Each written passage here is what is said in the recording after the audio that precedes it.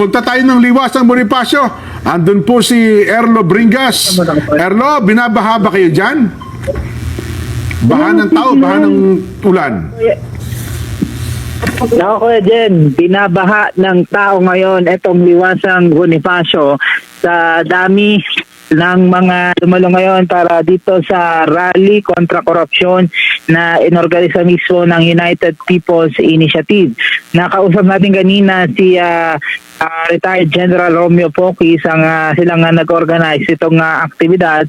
Ang sabi ni General Poquis, Kuya Jen, ay nananatiling pangunahing panawagan ng kanilang pagkilos ang paglaban sa korupsyon sa pamahalaan at layunin din ng pagtipon na panagutin ang mga sangkot sa korupsyon at maibalik ang perang nakuha sa bayan. Sinabi rin niya na bukas itong pagkilos sa lahat ng sektor kahit hindi kasapi ng grupo. At kanina pasado alas 3 na ng hapon na magsimula itong aktibidad, although pa ulan-ulan dito Kuya Jen, may mga pagkakataong bubuhos ang ulan, pero yung mga dumalo ay hindi naman matinag, nananatili sila sa kanilang pwesto at habang pinapakinggan yung mga inimbitahang magtalumpati on stage. Nagsalita na kanina yung iba't ibang mga personalidad, kabilang nga si Cathy Binag at ilan pang mga kilalang kritiko ng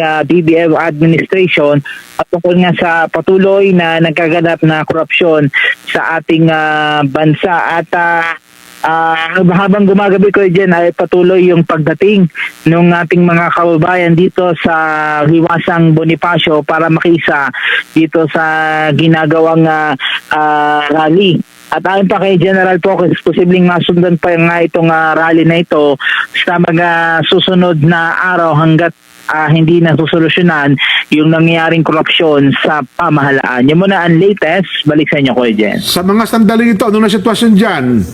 Erlo?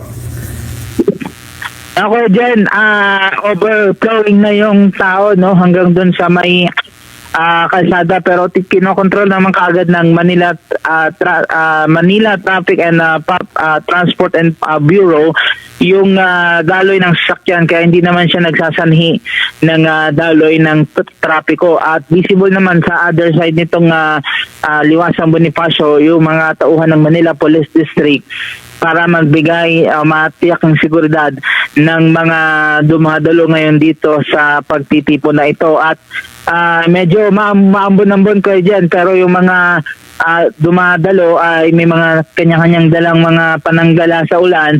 Ang ayon sa kanila, hanggat hindi tapos ang programa, mananatili sila dito sa mismong Liwasang Bonifacio grounds para makilahok dun sa paglaban kontra korupsyon, Kuya Jen. Mukhang madami-dami yan, Erlo. Puno yung harapan, pati sa mga ilalim ng puno, may mga tao. Okay, Nelson, hanggang dito sa may park, yung sa may kabilang side ng Liwasang Bonifacio, both sides yan, may mga tao dahil dun mismo sa fountain, yung sa gitna, halos punong-puno na rin ng tao. Sinubukan natin umikot dun kanina. So sobrang dami ng tao, medyo matatagalan ka talagang makatawid dun sa kabilang side. At hanggang sa ngayon nga, actually, may mga dumarating pa mula sa iba't ibang lugar para nga dumalo dito sa ginagawang pagtitipon na ito, Kuya Jen, Kuya Nelson. Hanggang ano oras sila dyan? Na-expect? Expected ko yan, alas 11 ng gabi yung matatapos ito, no, pero inaalam natin sa organizer kung isasagad ba ng 11 or mga bago mag-11 siguro ay matatapos na itong aktibidad dito, Kuya Jen. Okay. Di ba sila lilipat pagkatapos dyan? Hindi na kasi ang sabi naman ng MPD kaya dito yung 35,000 pataas. Ayun. Na bilang nung dadalo dito sa Liwasang Bonifacio, Kuya Nelson. Kung dumami hindi na sila kasya dyan, kailangan nila na mas malaki. Lilipat na sila sa sa Ibang lugar.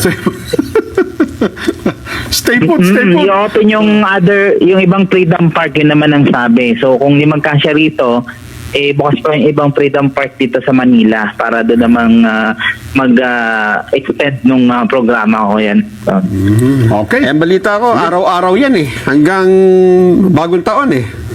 Ba, totoo? Ayun ang balita ko. Ewan ko kung ano na balitaan ni Erlo. Ang tagal niya kung bagong taon. araw-araw din, Kuya Nelson, uulanin ng adobo. Paano?